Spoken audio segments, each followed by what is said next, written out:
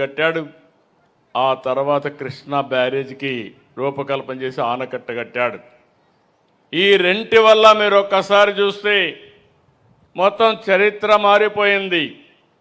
ఎక్కడ నీళ్లుంటే అక్కడ నాగరికత వస్తుంది, ఎక్కడ నీళ్లుంటే అక్కడ అభివృద్ధి అవుతుంది. అందుకే ఈ రెండు జిల్లాలు అటు ఉదయ గోదావరి జిల్లాలు కానీ కృష్ణా గుంటూరు కానీ దేశానికి అన్నదాతగా తయారయ్యే పరిస్థితి వచ్చాయి. ఆంధ్రప్రదేశ్కి అన్నపూర్ణ అనే పేరు వచ్చిందంటే ఈ జిల్లాలే కారణమని మరొక్కసారి మీ అందరికీ విజ్ఞప్తి చేస్తున్నా. ఒక వ్యక్తి విజన్. ఇంకో పక్కన మీరు ఒకసారి ఆలోచిస్తే ఈరోజు ఇక్కడి నుంచే కేఎల్ రావు గారు కానీ ఆ రోజు నాగార్జున సాగర్కు రూపకల్పన చేయకపోయి ఉంటే, శ్రీశైలం కూడా రాకపోయి ఉంటే ఈరోజు రాయలసీమ ఆంధ్రప్రదేశ్ యొక్క పరిస్థితి ఒక్కసారి మనం ఊహించుకోవాల్సిన అవసరం ఉంది. అలాంటి దూరదృష్టి ఉండే వ్యక్తులు వీళ్ళిద్దరూ. ఇటీవల కాలంలో నేను చూశాను, శివరామకృష్ణయ్య గారు గుంటూరు జిల్లాలోనే పుట్టాడు. ఎన్టీ రామారావు గారు ఒక స్ఫూర్తినిచ్చారు. కృష్ణా జలాలు వాడుకునే హక్కు మనకుంది, రాయలసీమ కరువు ప్రాంతం, దీన్ని ఆదుకోవాలంటే ఒక బ్యాగ్ వేసుకుని కేఎల్ రావు గారు అంతే, శివరామకృష్ణ గారు కూడా అంతే, భార్య భర్త వెళ్ళిపోయి అక్కడే కాపురాలుండి బ్రహ్మాండమైన డిజైన్ తయారు చేశాడు శివరామకృష్ణయ్య.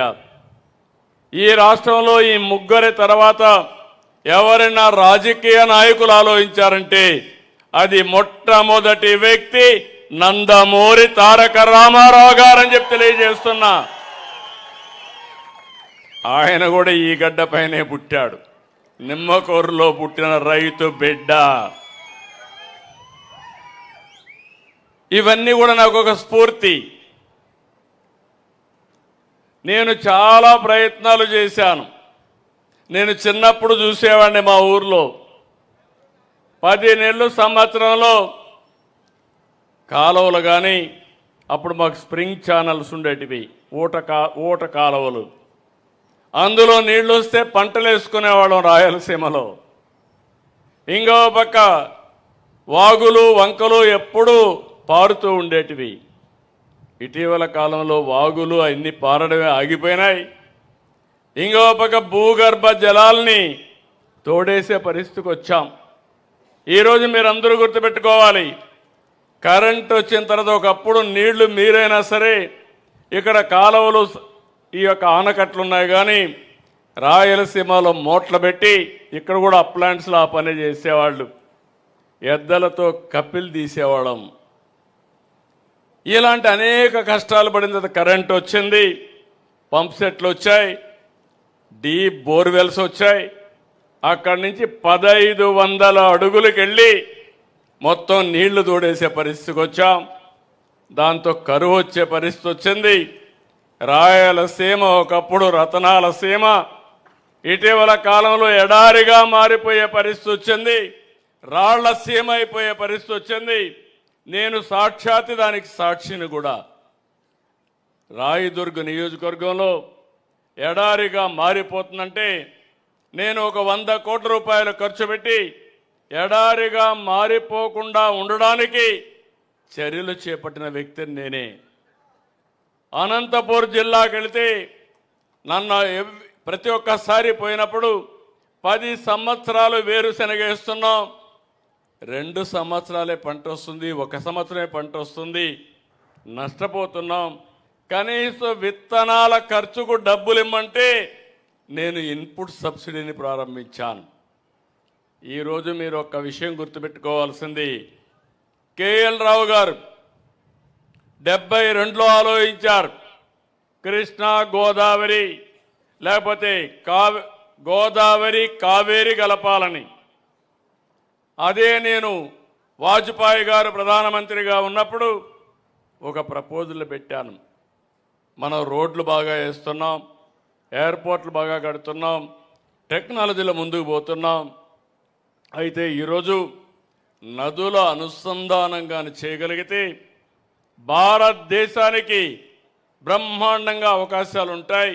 ఏ దేశం కూడా మనతో పోటీ పడలేదని ఆయనకి చెప్పి గంగా కావేరి అనుసంధానానికి ఒక టాస్క్ ఫోర్స్ కూడా వేశాం. మేము 2004లో ఓడిపోవడం, ఆ తర్వాత వచ్చిన కాంగ్రెస్ పార్టీ ఈ ప్రపోజల్ని ఆటకెక్కించే పరిస్థితికి వచ్చారు. మళ్ళీ 2014లో చాలా ఇబ్బందులు ఉన్నాయి. ఆర్థికంగా వెసులుబాటు లేదు, నాకు ఆఫీసు కూడా లేదు.